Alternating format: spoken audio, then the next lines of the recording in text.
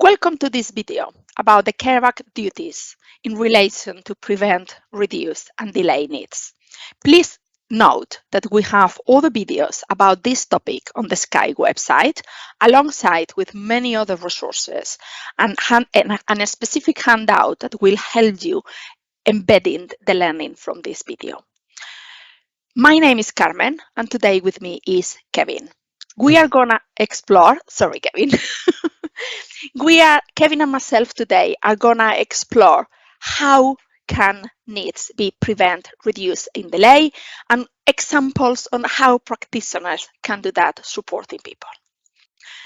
So, Kevin, the CARE Act tells us that there is a general responsibility to prevent, reduce, and delay needs. This concept, general responsibilities, means that it is not about whether there are eligible or no eligible needs. It means that the local authority has, and everybody who works in it, has this duty towards everybody who lives in the local area. Yeah. Therefore, the prevent, reduce, delay needs duty is more linked to promote individual well-being than to assessment of needs or eligibility determination. The other thing the CARE Act tells us is that we need to have a holistic approach when we work with individuals. And as we're looking at the 9 areas of well-being, it may be that some of those areas have needs that need to be prevented, others have needs that need to be reduced, and others have needs that need to be delayed. And it may or not be others that have needs that need to be supported. But it's not one thing or the other. Sometimes all of those things have to be done at once. So, do you have any examples, or from your point of view, any experiences on how this can be done or how it should not be done and what the impact could be on individuals? Well, I think the point is that we are all at risk of any of these things happen to any of us at any time. And it's not without signs or indications that something's happening. And quite often it's the fact that somebody's caring role for the person they live with or whatever, it gets increased and they start to see a need, and that's often where maybe the support starts, or somebody in their workplace, it's actually highlighted and recognized that they're not quite doing their job as well as they did before, or they're not looking as well as they were. So I think it's partly that it's everybody's responsibility in that way, and but when people recognize that or see that, what do they do? What do they do? If you saw a colleague in a workplace and you thought they're not looking their best, and you go and talk to them, and they may or may not share with what's going on with them, would you know where to go? Well, most of us wouldn't. Most of us wouldn't know where to go. So this information and advice and the accessibility of that is one of the things that we need to do. And of course, the big thing about that is that if you have a strong network yourself, the chances are you may well get access to the information advice. But if you're not, if you've got not many family members, or you're quite on your own, or you've moved to a new area or whatever, you may not have that personal network where these things might get triggered. And if you're digitally excluded, you're not going to do a search. I mean, we all do it, don't we? Somebody says, "Oh, I can't remember who sung that song." We go and that's great, but that's not available to everybody, is it? So we have that. So we've got things like mental first aid in employees now. We've got employers for carers. We've got all these things that are there, but how effective are they really at getting to the root of it? So, and the thing about prevention is that you don't know what you're preventing by having a good quality of life. You have no idea what it is that you're managing to prevent through that. Loneliness, mental illness, that you're not eating properly, problems with maybe weight or information. So it really has to be a holistic approach to actually providing that information. And it's a bit of a technical term, search engine, but we have to create search engines for all areas of life, where people can do that.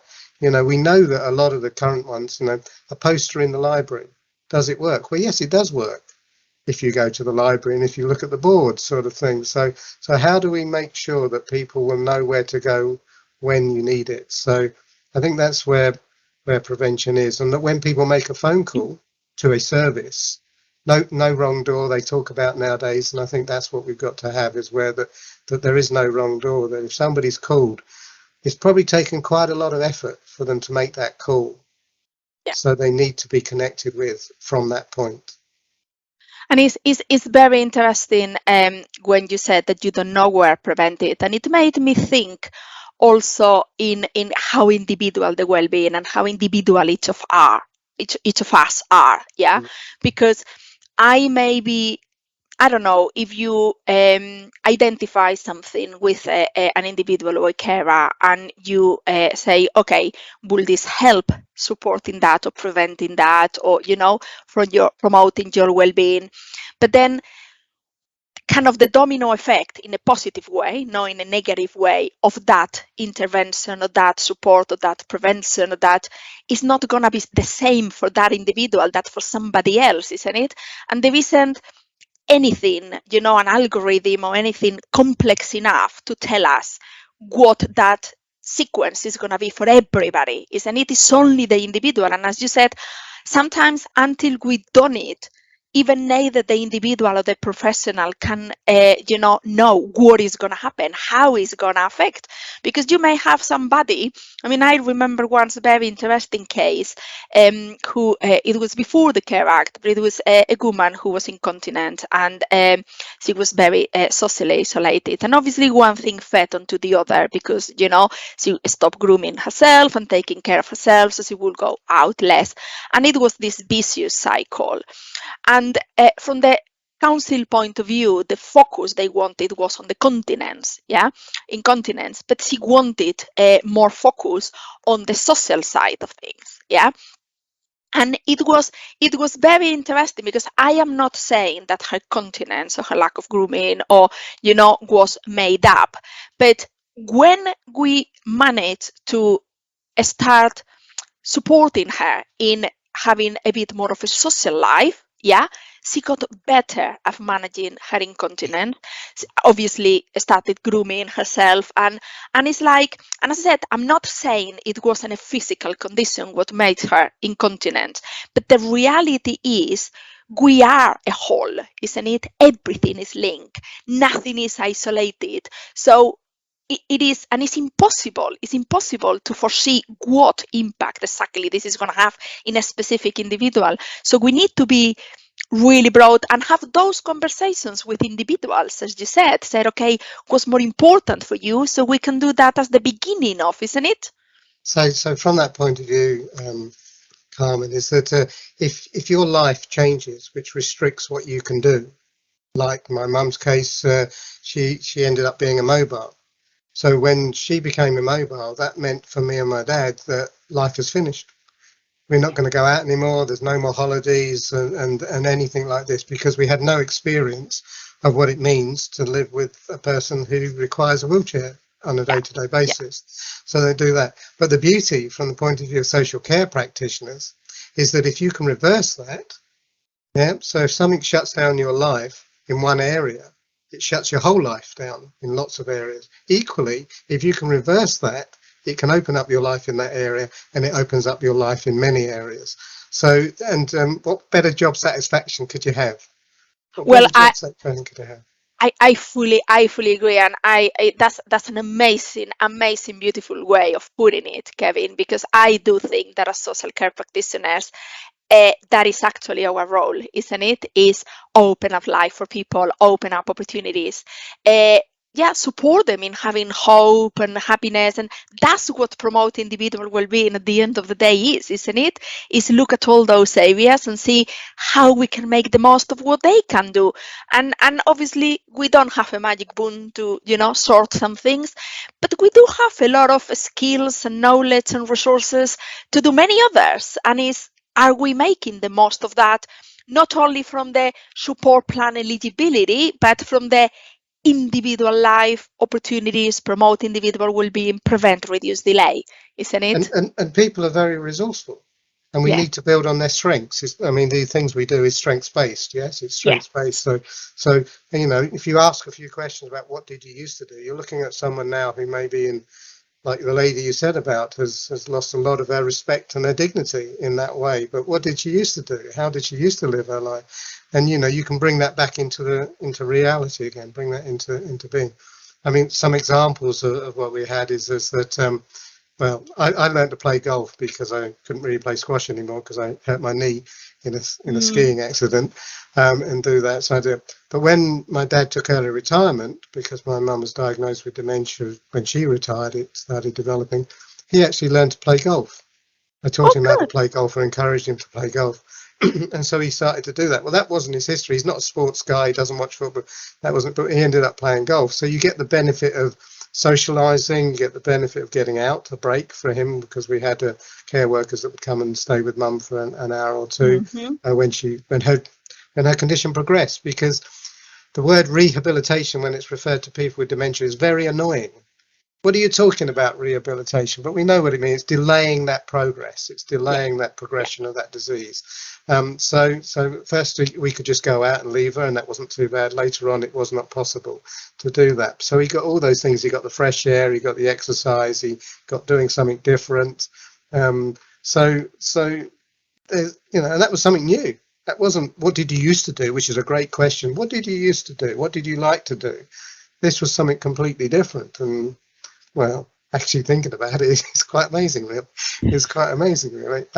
So there's, we never know what people are capable of, I suppose, is one way of looking at it. But there is a need to get to know them, to get that trust, to get to understand them. Because, as I've said a few times on these videos, I think is that when you're caring, you lose sight of what's important to you, what you need. It no longer exists, actually. It's just making sure that the person you care for has what they need.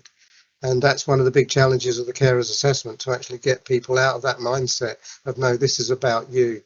It's not about caring for the person. It is, obviously, indirectly again, but it's not about that. And things like saying, oh, well, if you don't take care of yourself, the oxygen mask and everything else, yeah, these are great, but they don't work. They don't. No.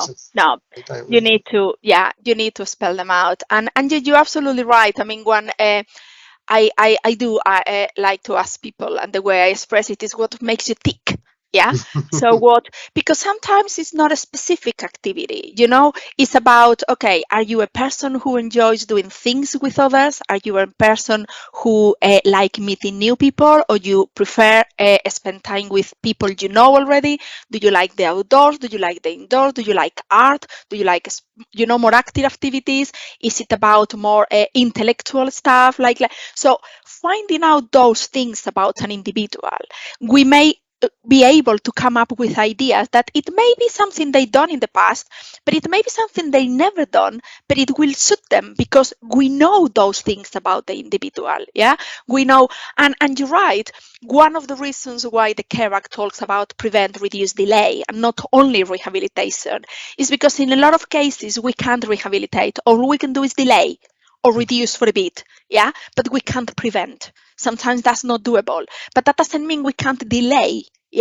And in a person with dementia, there is a lot of things that can be done to delay the progress of the illness, for example. Definitely in a carer's role, there is a lot of things we can do to both prevent, reduce, and delay, all of them. And it's about making the most of them, but we need to get to know the individual. And yes, definitely in a strengths-based way. So we need to know. If we got time for another example, my dad was at a carer support group, and he was speaking to a lady there who was struggling. She was, getting depressed and he found out that she liked ping pong, table tennis, right? So he said, well, why don't you do that? And anyway, he convinced her that she should try and do table tennis again. And she said it's the best thing that's happened to her for years. There you go. That she's actually got to play the table tennis again. So, that's just having time to listen. To listen. Yes. So thank you very much, Kevin. I'm gonna close the video with that fantastic word you said before. Sorry, I'm gonna steal them for you. But for our listeners, please remember to see yourselves as openers of people's lives and finding where that little space is to start going out so everything opens. Thank you very much, Kevin. Thank you. And remember, there is There are other videos in our website, in Sky, in relation to prevent, reduce delay, but also many other topics.